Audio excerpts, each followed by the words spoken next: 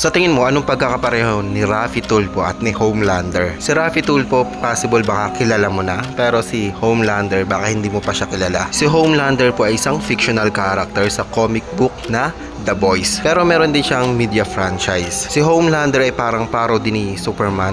Pareho sila ng kapangyarihan. Yun nga lang pagdating sa personality, salbahe yung ugali ni Homelander. Merong isang eksena dun sa series na pumatay ng tao, ng civilian, si Homelander. Pinatay niya yung tao dahil tinamaan ng bote yung anak niya. Ang gusto talagang batuhin ng bote ng soft drinks si Homelander. Yun nga lang, ang tinamaan na yung bata. And take note guys, yung bata ay superhuman din dahil anak yun ni Homelander. Ibig sabihin hindi nasaktan yun. Yun nga lang pikunin si Homelander kahit siya naman talaga yung gustong batuhin, nagkamali lang yung tao, bata yung tinamaan, pinatay niya agad yung tao. And take note guys, dito sa universe na to, para siyang si Superman. Superhero po talaga siya. Yun nga lang, kaibahan nga nila ni Superman. Si Superman mabait siya, salbahe yung ugali. Superhero na salbahe ang ugali. May ilang tao na nakakakita ng pangit na ugali ni Homelander, kagaya ng taong nagbato nung bote ng soft drinks. Bago niya to batuhin ng bote ng soft drinks, sumigaw siya ng racist. Sinisigawan niyang racist si Homelander. At ito yung isipin mo pumatay siya ng tao, superhero siya, at pumatay ng civilian, ng normal na tao. Pumatay siya ng tao na dapat pinaglilingkuran niya, na dapat nililigtas niya. Alam naman natin na mas nakakataas siya, mas nakakaangat siya sa mga normal na tao, mas makapangyarihan siya, dapat mas matalino siya, mas malawak yung pangunawa niya. Ang kaso nga lang, pumatay siya ng tao. Isang tao lang naman na kino-call out yung pagiging racist niya. Halip na unawain or i-analyze yung pangyayari, yung sinabi ng tao, yung sitwasyon, anong ginawa niya, mas nangibabaw yung pagiging pikunin niya, mas nangibabaw yung pagiging salbahe niya. Kasi nga fake na Superman siya. Imitation lang naman siya ni Superman. Yun nga lang, hindi lahat ng ugali, magandang ugali, hindi niya nakuha. Kasi imitation lang naman siya. At halip na yung mga tao na naka-witness na pumatay si Homelander ng isang tao, halip na matakot sila, magalit, malungkot, nagpalakpakan pa. Isipin mo yun. Bakit kaya? Bakit ganun pa yung naging reaction nila? Dahil ba fanatic sila? O kaya naman dahil cult follower sila? O kaya naman dahil tanga-tanga sila? Hindi na sila marunong mag-isip ng para sa kanila? Iniisip ba nila na lahat ng gagawin niya, ng ginagawa niya ay tama at hindi mali? Sige nga, sabihin mo sa akin na tama yung ginawa ni Homelander na pumatay ng tao dahil tinawag siyang racist at binato siya. Yun nga lang, yung anak niya yung tinamaan. Sabihin mo sa akin na tama yung ginawa niya sa pagpatay dun sa tao. Ngayon, kung sasabihin mo naman sa akin na mali yung ginawa niya, mali yung pagpatay niya ng tao, sabihin mo naman sa akin yun na mali din yung ginawa ni Raffy Tulfo sa pag-death wish kay Atty. Libayan. May manggagalitan na naman, manggigigil na naman. Kaya mo na, Sen. Hindi, mas gusto ko pag habang nagagalit, natutuwa, promise, I swear to God, natutuwa ako dahil makikita mo yung parang may sakit na Totoo yun. Mas maganda nga, tuntua ko habang gigil. Ay, basta't may marami ka na makakampi, Sen. Baka balang isang araw, tumaob na lang. Wag naman. Hindi, dahil sa sobrang sama ng loob. Pag habang nagagalit, natutuwa, promise, I swear to God, natutuwa ako dahil makikita mo yung parang may sakit na Totoo yun. Mas maganda nga, tuntua ko habang gigil. Ay, basta't may marami ka na makakampi, Sen. Baka balang isang araw, tumaob na lang. Wag naman. Hindi, may manggagalitan na naman, manggigigil na naman. Kaya mo na, Sen. Hindi, mas gusto ko pag habang nagagalit, natutuwa, promise, I swear to God, natutuwa ako dahil makikita mo yung parang may sakit na Totoo yun. Mas maganda nga, tuntua ko habang gigil. Ay, basta't may marami ka na makakampi, Sen. Baka balang isang araw, tumaob na lang. Wag naman. Hindi, dahil sa sobrang sama ng loob. Ginawa na lang mission sa buhay, yung magalit. So, makikita mo yung gigil talaga. So, darating yung time, baka sumabog na sa puso. Atakihin. Ako naman, handa magpadalang bulaklak. Di ba? Anyway, so darating yung time, baka sumabog na sa puso. Atakihin. Ako naman, handa magpadalang bulaklak. Di ba? Anyway, ginawa na lang mission sa buhay, yung magalit. So, makikita mo yung gigil talaga. So, darating yung time, baka sumabog na sa puso. Atakihin. Ako naman, handa magpadalang bulaklak.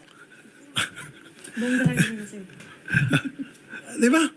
Anyway. Anyway, ano sa tingin mo? Dapat bang ipaglaban pa yung mali? Paano mo itatama yung mali? Bad joke ba yung death wish? Ha? Bad joke ba yun? Tatanungin kita, tama lang ba na mag-death wish? Mag-death wish ka sa isang tao? Tama ba o mali yung ganung klaseng gawain? Kung sasabihin mo naman sa akin na hindi naman siya pumatay ng tao, nag-death wish lang siya, mas masama yung ginawa ni Homelander kasi pumatay siya ng tao.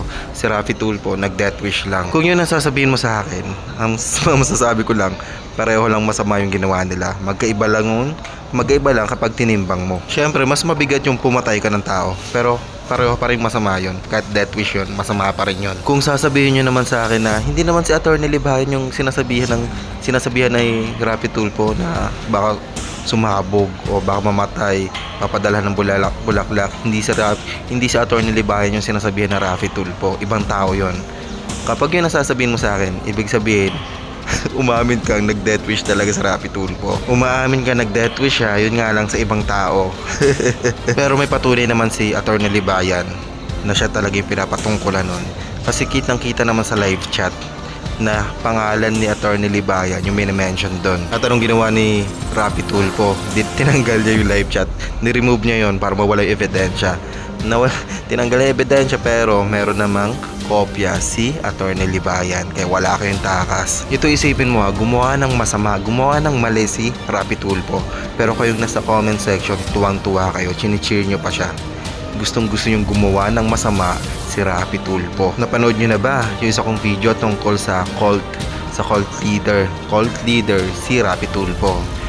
Yun yung tanong ko dun sa video na yun at sinagot ko yun. Ngayon, nagtataka ka ba kung bakit hindi gumagana yung critical thinking at saka logic and reasoning mo kapag si Rafi Tulfo yung nagsasalita? Kagaya nung ginawa ni Homelander na after niyang pumatay ng tao, nag-cheer pa yung mga tao, sinuportahan pa siya, pinalakpakan pa, nagsigawan pa sila, masaya pa sila sa ginawa ni Homelander. So ba't ganun ka mag-isip? Parang kang tanga mag-isip to. Kasi ganito yan. Kasi iniisip mo na si Rafi Tulfo ay kakampi mo. Kakampi ng mahihirap. Kasi nga magaling siya magsalita. Lagi niya binabanggit na para siya sa mahihirap. Yung mga ginagawa niya ay para sa mga taong mahihirap. Tingin mo kakampi mo talaga si Rafi Tulfo o ginagamit lang kayong mahihirap? Tingnan mo naman yung batas na gusto niyang ipasa. Friendship bill. Friendship bill. Tingin mo ikaw na mahirap na tao, magbe-benefit ka ba doon sa bill na yon, doon sa batas na yon? Magbe-benefit ka ba doon bilang mahirap na kababayan? Tingin mo makukuha mo doon sa friendship bill? Wait lang, baka malayo tayo sa topic. Alam kong sumasang-ayon or pinapalakpakan mo si Rafi Tulfo after niya mag-death wish. Alam mo kung bakit? Kasi nga kalaban nyo si Attorney Libayan. Sige, isipin mo ha, si Rafi Tulfo nag-death wish siya kay Shari. Anong reaction nyo? Ha? Anong magiging reaction nyo kapag kay Shari siya nag-death wish? Ha? Magagalit kayo kay Rafi Tulfo syempre. At dahil si Rafi Tulfo ay nag-death wish kay Attorney Libayan, si Attorney Libayan kasi kinokorek niya or kinokontra niya yung mga maling ginagawa ni Rafi Tulfo, galit na rin kayo kay Attorney Libayan. At dahil galit kayo, nawawala na yung logic and reasoning nyo, yung critical thinking nyo nawawala na kasi nga galit kayo. Yung galit, emosyon po yun. Ang sabi nga ni Attorney Libayan, when your emotion is high, intelligence is low. At dahil mas nangingibabaw yung galit nyo at pareho kayo ng nararamdaman ni Rafi Tulfo, feeling nyo tama yung ginawa ni Rafi Tulfo. Isa pang example yung war on drug ni ex-President Duterte. Okay lang kahit ilang tao yung mamatay dyan araw-araw, basta addict, okay lang mamatay yun. Ganoon din naman yung mindset ko dati. Pag may napabalitaan akong may namatay na tao, binaril ng pulis, tapos nasabi addict daw yun, okay lang sa akin, wala akong pakialam. Sarado na yung utak ko, wala na akong pakialam kasi addict naman yun. Pero lately, bigla ko na-realize na mali pala. May mali sa ganong klaseng mindset. Hindi ibig sabihin na yung isang tao ay kontra sa paniniwala ko, hindi align, o kaya naman hindi align sa paniniwala ko, okay lang silang mamatay. Hindi ibig sabihin na addict sila or pusher sila, okay lang na mamatay sila. Hindi po ganon. Paano kung gusto naman pala nilang magbago? Ang kaso, tinapos mo na yung buhay nila. Paano kung yung isang tao, pwede mo pala maging kaibigan, pwede mo maging kaalyansa, pwede mo maging kakampi. Ang kaso nga lang, pinangarap mong mamatay siya. Gusto mo siyang patayin. Halip na ipaliwanag mo yung side mo, pinangarap mo siyang mamatay. Halip na i-enlighten mo siya, maliwanagan siya sa maling paniniwala niya, ang ginawa mo, pinatay mo siya. Mas gusto mong mamatay siya. Halip na i-explain mo na lang yung side mo, nag-death wish ka pa. Yun lang, peace out.